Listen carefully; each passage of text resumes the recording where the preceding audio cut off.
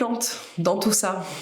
Eh bien, une fois qu'on a toutes ces techniques de soins, en fait, qu'elles sont bien comprises, qu'elles sont bien maîtrisées, pratiquées, en fait, qu'on a bien acquis les bases, la structure, les gestes, les attitudes, la philosophie des médecines ancestrales, on peut commencer, mais vraiment commencer, à se tourner, si on en a envie, vers le règne végétal.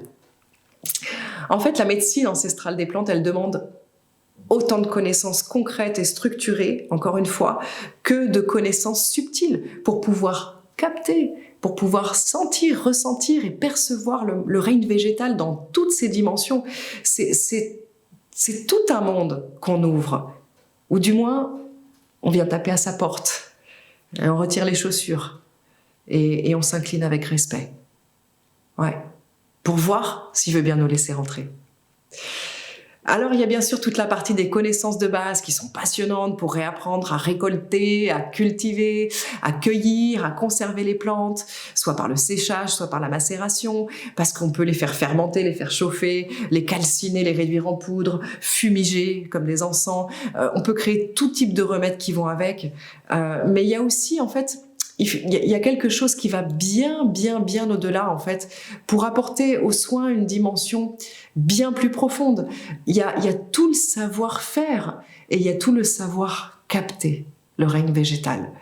On apprend les mouvements que provoquent les plantes dans le corps, d'autant plus quand elles sont en fait associées aux autres techniques de soins.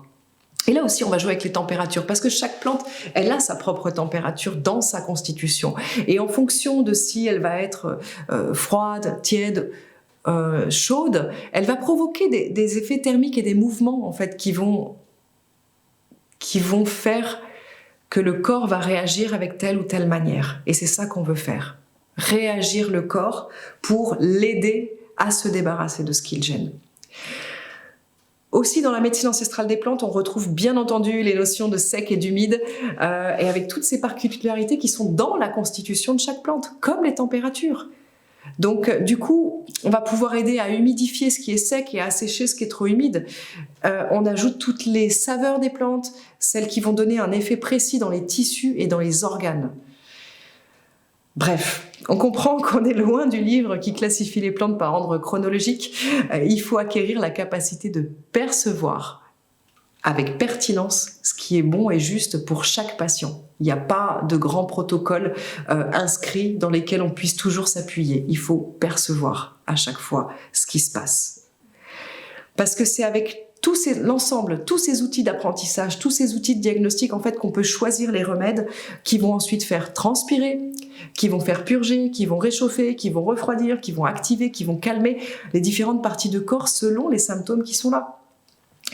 Par exemple, si je choisis de travailler avec l'ortie, je dois connaître autant son corps, sa matière, que son subtil. Je dois connaître ses mouvements, sa température, sa saveur, sa manière, la manière de la préparer. Mais je dois aussi connaître son chant, son esprit, sa prière, pour qu'elle puisse agir de manière adéquate dans l'être, pour que je puisse l'amener de manière adéquate.